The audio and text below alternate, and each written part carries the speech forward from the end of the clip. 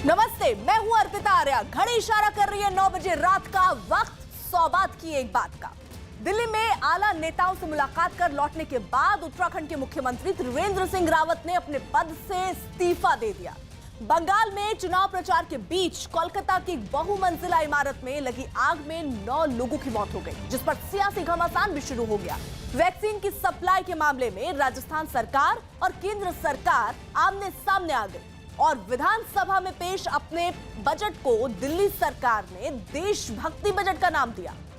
कोलकाता की strand road पर एक बहुमंजिला इमारत में लगी आग ने 9 लोगों की जान ले ली। एक दिन पहले शाम को लगी इस आग को बुझाने में कई घंटे लग गए, क्योंकि आग 13वीं मंजिल पर लगी थी, जहां तक पहुंचना दमकल के कर्मचारियों के लिए चुनौती बन गया। ये आग इतनी खतरनाक थी कि दूर से ही उसकी लपटें नजर आईं। इन लपटों को देखकर ऐसा लगा जैसे वो इमारत से बाहर आ जाएंगी। यही नहीं, उनकी चिंगारी भी दूर दूर तक छिटकी। जिस इमारत में आग लगी उसमें रेलवे के कई विभागों के दफ्तर हैं और 13वीं मंजिल पर भी कई कंप्यूटर रखे थे, जो स्वाहा हो गए और इमारत में धुआं भर गया, जिसकी वजह से आग बुझने के बाद भी दमकल विभाग की मुश्किलें कम नहीं हुई। फिलहाल जो आग है उस पर पूरी तरह से काबू पाया जा चुका है, लेकिन धुएं का गुबार अब भी अंदर है, जिसके वजह से जो दमकल कर्मी है वो अंदर नहीं जा पा रहे हैं।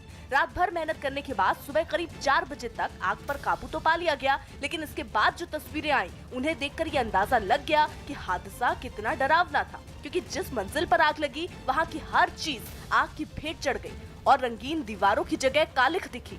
यही नहीं, आग की वजह से बिल्डिंग भी तपने लगी, जिसकी वजह से पूरे इलाके को सील कर दिया गया। दमकल विभाग इमारत को ठंडा करने में जुट गया।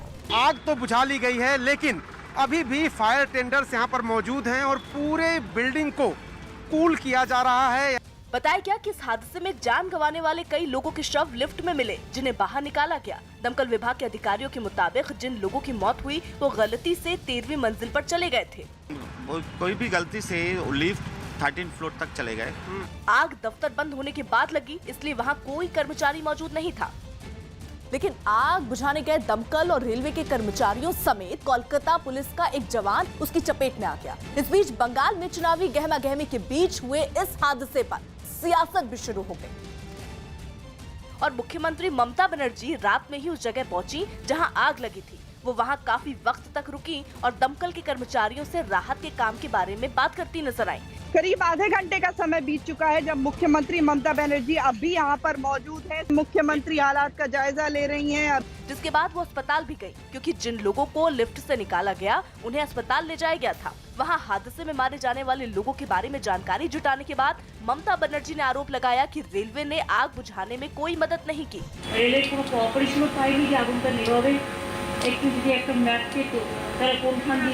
इस बीच प्रधानमंत्री ने इस हादसे पर ट्वीट किया और दुख जताया। बीजेपी का एक प्रतिनिधिमंडल भी हादसे वाली जगह पहुंचा, जिसके बाद उसने ममता बनर्जी को इस मुद्दे पर सियासत नहीं करने की नसीहत दी। जब इतना बड़ा दुखद घटना हुआ, उस चीज को लेकर राजनीति करने के लिए ममता जी को शर्म आना चाहिए। इस हादसे में जान गंवाने वाले लोगों के परिवार को बंगाल की सीएम ममता बनर्जी ने 10 लाख का और पीएम ने 2 लाख का मुआवजा देने का ऐलान किया, जबकि रेल मंत्री पीयूष गोयल ने हादसे की जांच के आदेश दिए हैं।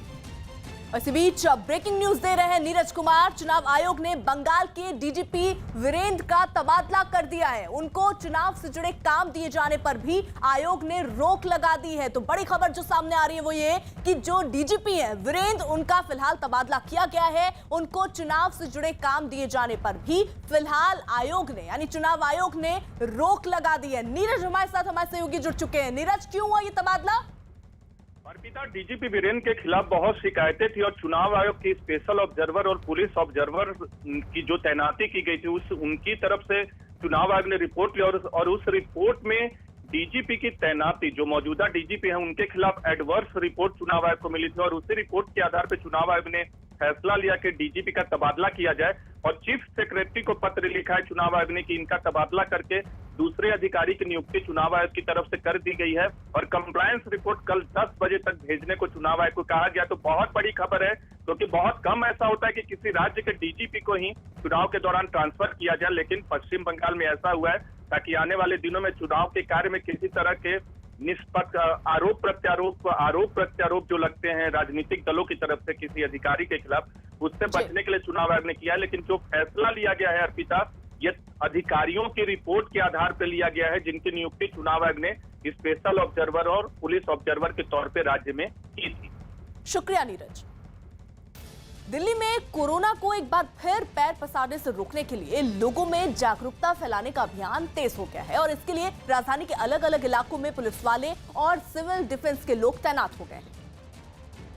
और जो लोग उन्हें घरों से बाहर बिना मास्क के दिखे, उन्होंने जागरूक किया, जिसकी एक तस्वीर राजधानी के आनंद विहार इलाके से भी सामने आई, जहां एक पुलिस वाला गाड़ी में बैठे कुछ लोगों को कोरोना के खिलाफ मास्क की अहमियत समझाता दिखा। सबको बताइए कि मास्क सबने लगाना जरूरी है। वहां एक जगह सिविल डिफेंस के लोग और कुछ पुलिस वाले फुटपाथ पर खड़े हो गए और उन्होंने वहां से गुजर रहे लोगों पर नजर बनाए रखी। आनंद विहार इलाके में जो मास्क को चेक करने वाले सिविल डिफेंस के लोग हैं, वो यहाँ पर देख रहे हैं आप कि वो टीमें जो हैं लगातार लगी हुई हैं। मास्क नहीं पहनने वालों से 2000 रुपए जुर्माना वसूलने के साथ कुछ लोगों को समझाकर छोड़ भी दिया गया। समझा के अवेयर करके विदाउट मास्क को नहीं चलने को छोड़ भी देते हैं। देश के कुछ राज्यों में कोरोना मरीजों की संख्या में इजाफे के बाद दिल्ली की सड़कों पर सख्ती फिर बढ़ गई, ताकि लोग कोरोना नियम का पालन करें और हालात को काबू में रखा जा सके।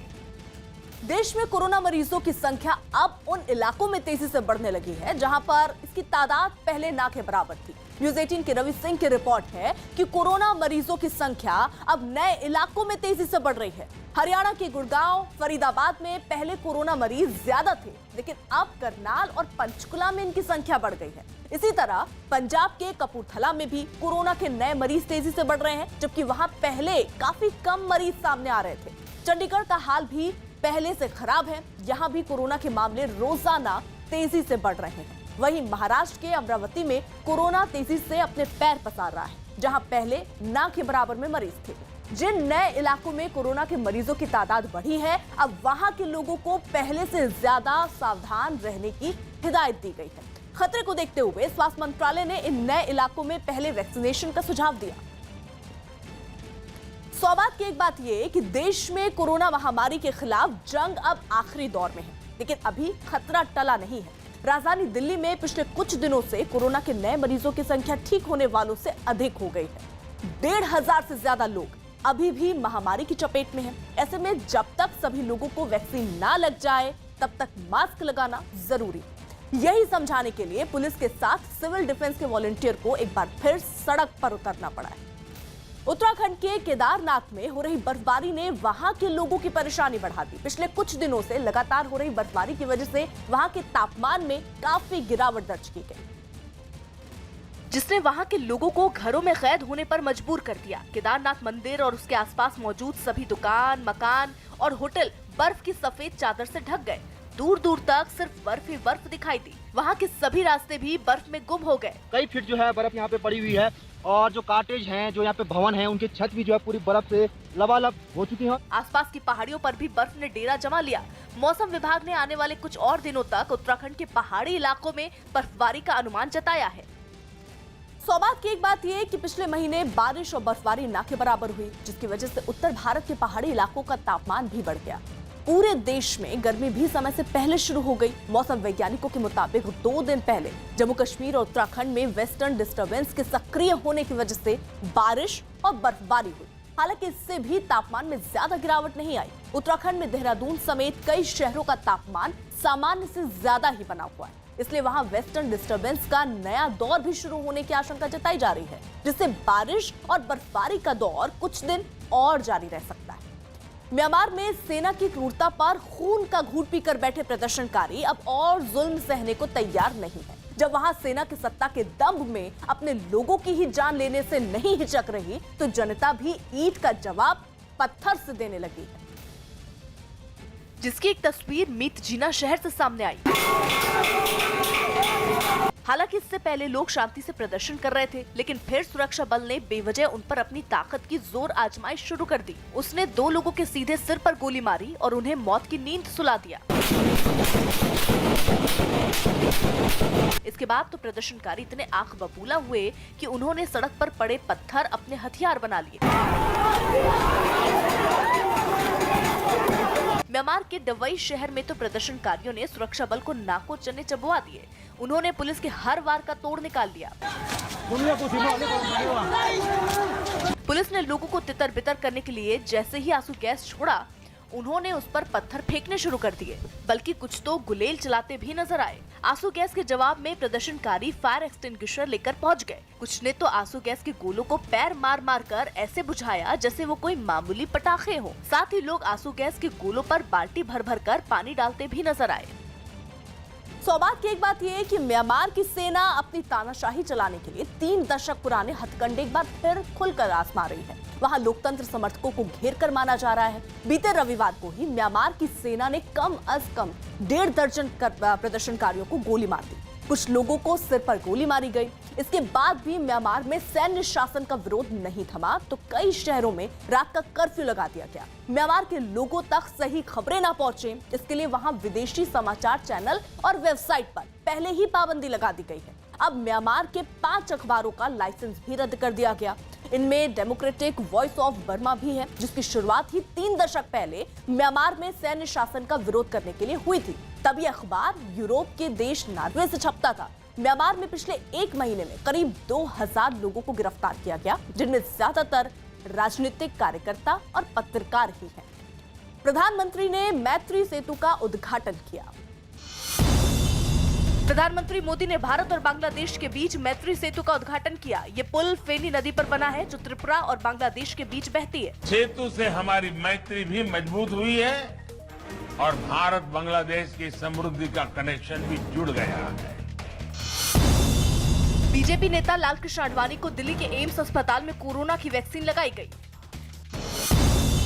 शिखर धवन ने अहमदाबाद में मस्ती करने का एक वीडियो सोशल मीडिया पर शेयर किया, जो वायरल हो गया। इस वीडियो में शिखर के अलावा रोहित शर्मा, ऋषभ पंत और कुलदीप यादव बच्चों की तरह खिलौनों से खेलते नजर आए। जैसे आँखों की डिबिया में निंदिया और निंदिया में मीठा सा सपना। अभिनेता रणबीर कपूर की कोरोना रिपोर्ट पॉजिटिव आई। उनकी मां नीतू कपूर ने सोशल मीडिया पर इसकी जानकारी दी। साथ ही बताया रणबीर घर पर क्वारंटीन हो गए हैं और सभी एहतियात बरत रहे हैं। ज्योतिरादित्य सिंधिया पर राहुल गांधी के एक दिन पहले दिए बयान पर हंगामा मच गया। राहुल ने कहा था कि उन्होंने सिंधिया को सीएम बनाने का वादा किया था। ये भी कहा था कि कांग्रेस में निर्णायक भूमिका में रहने वाले सिंधिया बीजेपी में पिछली सीट पर बैठे हैं, जिसका ज्योतिरादित्य सिंधिया ने जवाब दिया। देखिए, जितनी चिंता अब राहुल गांधी जी को है, अब जब मैं कांग्रेस में होता तब होती तो अलग बात होती। जबकि दिग्विजय सिंह ने फिर दोहराया कि बीजेपी में सिंधिया को सम्मान नहीं मिल रहा। उनको बहुत बहुत बधाई, उन्होंने महाराज से उनको भाई साहब बना दिया। उत्तर प्रदेश के श्रावस्ती से रोंगटे खड़े कर देने वाला एक वीडियो सामने आया, जिसमें 2 लड़कों की कुछ लोगों ने बेरहमी से पिटाई कर दी। बताया गया कि मोटरसाइकिल पर सवार होकर ये दोनों लड़के गन्ने के खेत में अपनी प्रेमिका से मिलने गए थे, जिन्हें कुछ लोगों ने पकड़ लिया और इतना मारा कि वो अपने पैरों पर खड़े होने लायक नहीं बचे, जो कि सामने आए वीडियो में भी साफ दिखा। पिट रहे प्रेमियों में एक को कुछ दूरी तक घसीटकर एक आदमी ले गया तो दूसरे को लात घूंसों से जमकर पीटा गया। उन दोनों की हालत ऐसी हो गई कि वो अपना वजन संभालने में भी लड़खड़ाते दिखे। जब इसका वीडियो सामने आया तो पुलिस ने भरोसा दिया कि इस मामले में जांच के बाद आरोपियों के खिलाफ कार्रवाई की जाएगी। जांच करा के अग्रिम कार्रवाई की जाएगी। जब भीड़ में शामिल कुछ लोग दोनों लड़कों को पीट रहे थे तो दर्द से करहाने के बावजूद किसी ने भी उनकी एक नहीं सुनी। कुछ देर बाद एक बुजुर्ग वहां पहुंचे और दोनों लड़कों को पिटने से बचा लिया। तमिलनाडु में चुनाव प्रचार के बीच ही एनडीए को झटका लगा। CNN न्यूज 18 की रिपोर्ट है कि कैप्टन विजयकांत की पार्टी DMDK ने AIDMK से गठबंधन तोड़ लिया, जिसके पीछे सीटों पर समझौता नहीं हो पाने को वजह बताया जा रहा है। जानकारी के मुताबिक DMDK ने शुरुआत में 41 सीटों की मांग की थी। हालांकि बाद में पार्टी 26 सीटों पर समझौते के लिए तैयार थी, लेकिन AIADMK 13 सीटों से ज्यादा देने के लिए तैयार नहीं थी। लिहाजा DMDK गठबंधन से अलग हो गई, जिसके कमल हासन की पार्टी से गठबंधन की भी अटकलें हैं। हालांकि कमल हासन की पार्टी सीटों को लेकर अपनी रणनीति का ऐलान पहले ही कर चुकी है। तमिलनाडु की 234 विधानसभा सीटों पर 6 अप्रैल को मतदान है। यमन के 23 शहर से हूती विद्रोहियों को खदेड़ने के लिए वहां की सेना की ताबड़तोड़ कार्रवाई जारी है। यमन की सरकार और हूती विद्रोहियों के बीच करीब 6 साल से चल रही जंग में 1 लाख से ज्यादा लोग मारे जा चुके हैं और सत्ता की ये लड़ाई अब भी जारी है, जिसके सामने आई तस्वीरों में यमन की सेना के जवान हूती विद्रोहियों से लोहा लेते नजर आए। उन्होंने इतनी गोलीबारी की कि वीरान इलाका गोलियों की आवाज से गूंज उठा। सेना ने गोलियों की ऐसी बौछार की कि हूथी विद्रोहियों को संभलने तक का मौका नहीं मिला और सामने आई एक तस्वीर में उस पार एक पहाड़ पर खड़ा एक विद्रोही ढेर होता हुआ भी नजर आया। बताया गया कि सेना ने शहर के कई इलाकों में हूथी विद्रोहियों को खदेड़कर अपना कब्जा भी जमा लिया है। सौबात की एक बात यह है कि यमन कई साल से गृह युद्ध की चपेट में है। वहां राजधानी सना समेत आधे से ज्यादा हिस्से पर हूथी विद्रोहियों ने कब्जा कर रखा है, जिससे निपटने के लिए यमन की सरकार ने सऊदी अरब की अगुवाई में करीब दर्जन भर देशों के साथ मोर्चा बनाया। बताया गया कि यमन की गठबंधन की सेना ने ही हूथी विद्रोहियों के कब्जे वाले शहर पर हमला किया। इस हमले में हूथी विद्रोहियों को काफी नुकसान उठाना पड़ा। हालांकि तोप के कुछ गोले रिहायशी इलाकों में भी गिरे, जिससे करीब 2 दर्जन आम लोग भी घायल हो गए। इसी बीच ब्रेकिंग न्यूज दे रहे हैं रिफत अब्दुल्ला। जम्मू कश्मीर के सोपोर में सुरक्षा बल के साथ मुठभेड़ में एक आतंकी मारा गया। मारे गए आतंकी का नाम गनी ख्वाजा बताया जा रहा है, जो आतंकी संगठन अल बद्र का टॉप कमांडर है। एनकाउंटर में एक मिलिटेंट मारे जाने की पुलिस ने पुष्टि की है। 6 बजे के करीब सुरक्षा बलों को मालूम चला था कि इस एरिया में मिलिटेंट छुपे हुए हैं। फौरन कोऑर्डिनेट सर्च ऑपरेशन लॉन्च किया गया और जो इनिशियल फायरिंग हुई उसमें एक मिलिटेंट मारा गया। अभी भी वहां पे ऑपरेशन जारी है। हो सकता है कि वहां कुछ और भी मिलिटेंट छुपे हों। रिफत हमारे साथ हमारे सहयोगी इस वक्त मौजूद है। रिफत, कितने आतंकी अभी और हो सकते हैं इलाके में?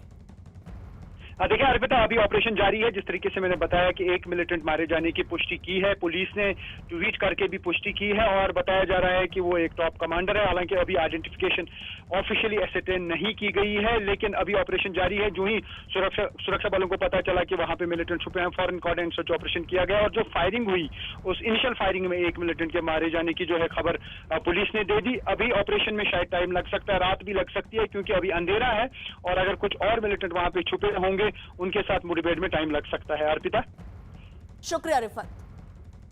दूसरे वनडे में भारतीय महिला क्रिकेट टीम ने दक्षिण अफ्रीका को हरा दिया। भारतीय महिला क्रिकेट टीम ने दक्षिण अफ्रीकी टीम को दूसरे वनडे मैच में 9 विकेट से हरा दिया। इसी के साथ 5 मैचों की सीरीज अभी 1-1 से बराबर हो गई। इस मुकाबले में दक्षिण अफ्रीकी टीम ने पहले खेलते हुए 41 ओवर में 157 रन बनाए, जिसके जवाब में भारतीय टीम ने 29वें ओवर में ये लक्ष्य हासिल कर लिया। इस मैच में झूलन गोस्वामी ने 4 विकेट हासिल किए, जबकि स्मृति मंधाना ने शानदार 80 रनों की पारी खेली। बीजेपी ने पश्चिम बंगाल में मारे गए अपने 100 से ज्यादा कार्यकर्ताओं की एक सूची बनाई। खबर है कि गृह मंत्री अमित शाह और बीजेपी अध्यक्ष जेपी नड्डा इन कार्यकर्ताओं के परिवारों के घर जाएंगे। जेडीयू के विधायक गोपाल मंडल के बिगड़े बोल पर घमासान छिड़ गया। उन्होंने जमीन विवाद से जुड़े एक मामले पर यह बयान दिया। हमारे पास तो रिवॉल्वर रहता है ना, हर वक्त जरूरत पड़ा ठोक देंगे। जिसके बाद आरजेडी ने गोपाल मंडल के बयान की आड़ में नीतीश कुमार को घेर लिया। मुख्यमंत्री का उसमें सहयोग है, तभी वैसे लोगों का मन बढ़ा हुआ है। बात बढ़ी तो जेडीयू ने अपने विधायक की भाषा की आलोचना करके विवाद शांत करने की कोशिश की। इस तरह की यदि बातें उनके द्वारा बोली गई है तो ये अच्छी नहीं है। ईडी ने पंजाब एकता पार्टी के विधायक सुखपाल सिंह खेरा और उनके दामाद के ठिकाने पर छापेमारी की। मनी लॉन्ड्रिंग से जुड़े मामले में दिल्ली और पंजाब समेत कई जगहों पर ये छापेमारी की गई। इस मामले में जल्द ही कई और लोगों की मुश्किलें बढ़ सकती है। असम के सीएम सर्बानंद सोनोवाल ने विधानसभा चुनाव के लिए अपना नामांकन दाखिल कर दिया।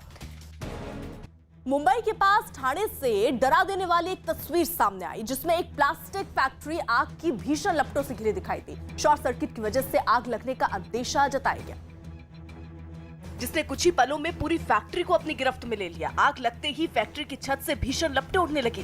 प्लास्टिक का सामान ज्यादा होने की वजह से आग तेजी से भड़कती चली गई, जिस वजह से पूरे इलाके में काला धुआं छा गया। काले धुएं ने आसपास की दूसरी कंपनियों में काम करने वाले लोगों को खौफ से भर दिया।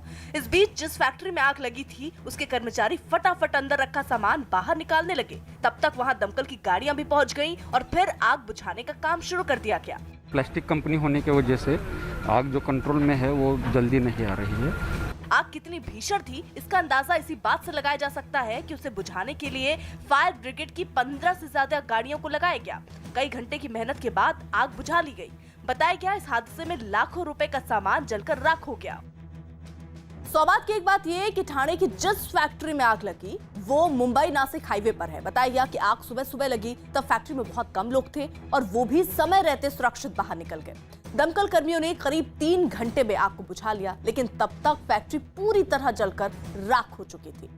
पश्चिम बंगाल के नंदीग्राम की एक जनसभा में ममता बनर्जी ने बीजेपी पर तीखा हमला बोला। उन्होंने बीजेपी को नसीहत दी कि वो उन्हें हिंदू धर्म सिखाने की कोशिश ना करे। इस मौके पर ममता बनर्जी ने रैली के मंच से चंडी पाठ भी किया। আমি একটা চণ্ডী পাঠ করি। ওং জয়ন্তী মঙ্গলা কালী ভদ্রকালী কপালিনী दुर्गा शिवा क्षमा धात्री साहा सदा नमस्तुते।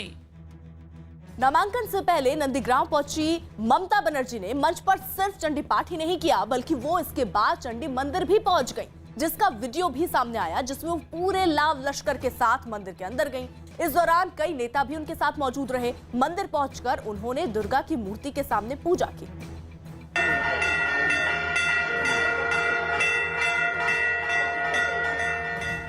इसके बाद जब वो मंदिर से बाहर निकली तो दोनों ओर खड़े लोगों ने उनके समर्थन में नारे लगाए। इस दौरान वो हाथ जोड़कर आगे बढ़ती रही, लेकिन जब वो थोड़ा आगे निकली तो कुछ लोगों ने उनके पैर भी छुए। इस तरह वो लोगों का अभिवादन करते हुए वहां से आगे निकल गई। मुख्यमंत्री ममता बनर्जी चंडी मंदिर से निकलकर बाहर निकलती हुई ये जो है काफिला है ममता बनर्जी का, यहाँ पर आप तस्वीरों में देख सकते हैं चंडी मंदिर में। उसके बाद यहाँ पर उन्होंने दर्शन किया। टेलीकॉम कंपनियों पर निगरानी रखने वाली संस्था ट्राई का अनचाहे मैसेज को रोकने का नया नियम सैकड़ों लोगों के लिए मुसीबत बन गया। सीएनबीसी आवाज की रिपोर्ट है कि अनचाहे मैसेज रोकने के चक्कर में टेलीकॉम कंपनियों ने कई कंपनियों के ओटीपी ब्लॉक कर दिए, जिससे लोगों को काफी परेशानी हुई। टेलीकॉम कंपनियों ने बैंकों के ओटीपी भी ब्लॉक कर दिए, जिससे लोगों को ट्रांजैक्शन में दिक्कतें आई। ई कॉमर्स कंपनियों के ग्राहकों को भी मैसेज नहीं मिले। और इतना ही नहीं, आधार कार्ड की वेरिफिकेशन के लिए भेजे जाने वाले ओटीपी भी लोगों को नहीं मिले। बताया गया कि 100 करोड़ मैसेज में सिर्फ 40 लाख मैसेज ही लोगों तक पहुंचे, जबकि बैंकों के केवल 25 लाख मैसेज ही लोगों को मिल सके। ऐसा इसलिए हुआ क्योंकि telecom regulatory authority of India ने दिल्ली हाई कोर्ट के आदेश के बाद मैसेज के जरिए धोखाधड़ी पर रोक लगाने के लिए नया सिस्टम तैयार किया है, जिसके तहत कंटेंट की जांच के बाद ही मैसेज को डिलीवर किया जाएगा। अफ्रीकी देश सेनेगल की राजधानी डाकार में मुख्य विपक्षी नेता उस्मान सोंको की गिरफ्तारी पर शुरू हुआ बवाल थमने के बजाय बढ़ता ही जा रहा है। उस्मान सोंको को रेप के आरोप में 7 दिन पहले गिरफ्तार किया गया था, जिसके बाद से ही उनके समर्थकों ने वहां उत्पात मचा रखा है। अपने नेता की रिहाई के लिए इन लोगों ने राजधानी में आगजनी और तोड़फोड़ शुरू कर दी। प्रदर्शनकारियों ने कई गाड़ियों को आग के हवाले कर दिया। पुलिस की सख्ती का भी उन पर कोई असर नहीं हुआ। एक जगह पर तो पुलिस बख्तरबंद गाड़ियों के साथ उपद्रवियों को रोकने के लिए तैनात दिखी, लेकिन वो कुछ कर पाती उससे पहले ही प्रदर्शनकारियों ने पुलिस वालों पर पत्थरों से हमला कर दिया। इतने पत्थर फेंके गए कि सड़कें पत्थरों से पट गईं। इसके बाद पुलिस ने भी सख्ती दिखाई,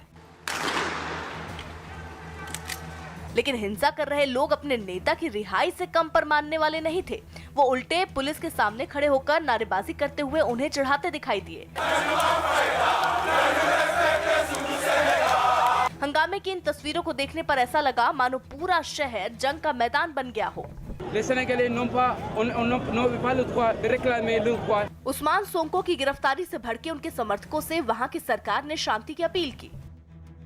सौबात की एक बात यह कि सेनेगल के विपक्षी नेता को सोमवार को अदालत ने जमानत पर रिहा कर दिया, लेकिन उनके खिलाफ रेप केस का ट्रायल भी शुरू हो गया। उस्मान सोंको के समर्थक रेप के आरोपों को राजनीति से प्रेरित बता रहे हैं और मुकदमा खारिज करने की मांग कर रहे हैं। उनको लगता है कि सेनेगल में 2024 के चुनावों में सोंको ही मौजूदा राष्ट्रपति को चुनौती दे सकते हैं और इसीलिए सेनेगल की सरकार उनको रेप केस में फंसाकर चुनाव से दूर रखने की साजिश रच रही है। ओवैसी ने तमिलनाडु में दिनाकरन की पार्टी से गठबंधन किया। असदुद्दीन ओवैसी ने तमिलनाडु विधानसभा चुनाव के लिए शशिकला के भतीजे टीटीवी दिनाकरन की पार्टी से गठबंधन कर लिया। अब एआईएमआईएम वहां 3 विधानसभा सीटों पर अपने उम्मीदवार उतारेगी। उनकी पार्टी कैंडिडेट अलायंस के कैंडिडेट्स को हम लोग कामयाब करने की कोशिश करेंगे। मध्य प्रदेश में कोरोना के 427 नए मामले सामने आए, जिस पर राज्य सरकार ने चिंता जताई और सख्ती के संकेत दिए। काफी चिंता का विषय है सरकार का। लगातार माननीय मुख्यमंत्री जी स्वयं बैठक ले रहे हैं।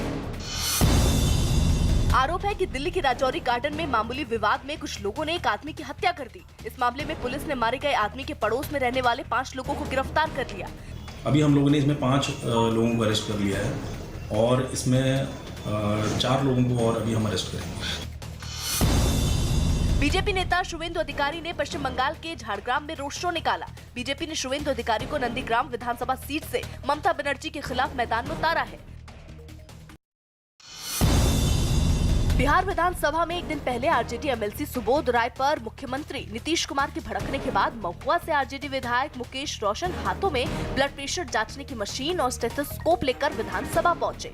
आरजेडी विधायक मुकेश रोशन आज बिहार विधानसभा में ये बीपी का मशीन और आला लेकर पहुंचे हुए हैं। आरजेडी विधायक मुकेश रोशन ने मुख्यमंत्री के गुस्से पर तंज कसते हुए उन पर विपक्ष की आवाज दबाने का आरोप लगाया। सवाल को जो अगर कोई रखता है तो उसके ऊपर आप इतना गुस्सा करते हैं, वो अच्छा नहीं है। उत्तर प्रदेश के हरदोई से एक चौंकाने वाला वीडियो सामने आया। वहां एक आदमी बंदूक से खुलेआम फायरिंग करता दिखाई दिया। बताया गया कि उसने खुद ही अपना वीडियो बनाकर सोशल मीडिया पर पोस्ट कर दिया, जिसमें वो खुलेआम सड़क पर खड़े होकर हवा में गोली दागता दिखाई दिया। गन को टेस्ट करते हैं। रुकिए, हाँ। इस दौरान उसका साथी उसका वीडियो बनाता रहा। पहले तो उसने बंदूक सीने पर रखी, फिर हवा में गोली दाग दी। फायरिंग का वीडियो सामने आने के बाद पुलिस भी हरकत में आई, मामले की जांच शुरू कर दी। हालांकि ये वीडियो कहां और कब बनाया गया, इसकी जानकारी नहीं मिल पाई। अभी ये नहीं पता चला है कि ये वीडियो कहां, ये फायर कहां से किया गया है। पूरा तस्दीकी जांच की जा रही है। बताया गया कि वीडियो में जिस बंदूक का इस्तेमाल किया गया है वो कोई आम बंदूक नहीं, और इसी वजह से पुलिस गोली चलाने वाले का पता लगाने में जुट गई। सौगात की एक बात यह है कि कभी जश्न मनाने के लिए तो कभी दबंगई दिखाने के लिए हवाई फायरिंग करने वालों ने पुलिस प्रशासन की नाक में दम कर दिया है। लाइसेंसी हथियारों से भी ऐसा करना अपराध है। उसके बावजूद ऐसी घटनाएं थमने का नाम नहीं ले रही। हरदोई में इस बार जो वीडियो वायरल हुआ वो वहां के कोतवाली इलाके का बताया जा रहा है। हालांकि अभी फायरिंग करने वाले युवक का कुछ पता नहीं चल सका है।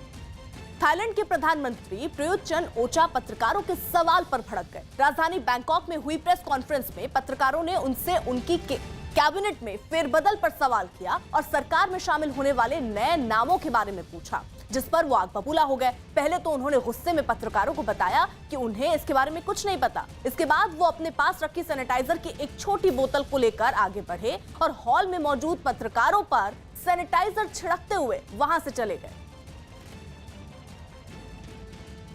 हाथरस केस से जुड़े मामले में ईडी ने पीएफआई के खिलाफ जो चार्जशीट दाखिल की उसमें कई गंभीर आरोप लगाए गए। न्यूज 18 के आनंद तिवारी की रिपोर्ट है कि ईडी ने अपनी चार्जशीट में इस बात का जिक्र किया कि पीएफआई से जुड़े लोगों को खाड़ी देशों से पैसा ट्रांसफर किया गया था और इस पैसे का इस्तेमाल देश विरोधी गतिविधियों के लिए किया गया था। ईडी ने करीब 100 करोड़ की विदेश फंडिंग का जिक्र अपनी चार्जशीट में किया और आरोप लगाया कि 2020 में दिल्ली हिंसा में भी इन पैसों का इस्तेमाल किया गया था। आरोप है कि लॉकडाउन के दौरान मास्क के कारोबार के नाम पर विदेशों से फंडिंग करवाकर देश का माहौल बिगाड़ने की साजिश रची गई थी।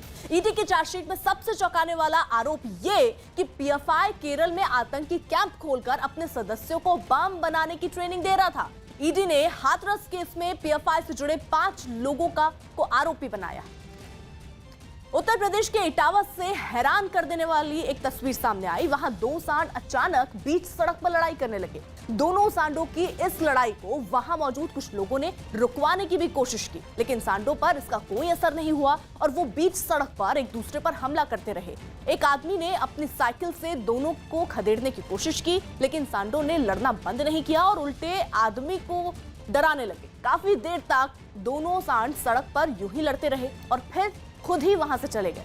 लेकिन इस बीच वहां से गुजरने वाले लोगों की सांसें अटकी रहीं। राहत की बात यह रही कि उनकी इस लड़ाई से किसी को कोई नुकसान नहीं हुआ।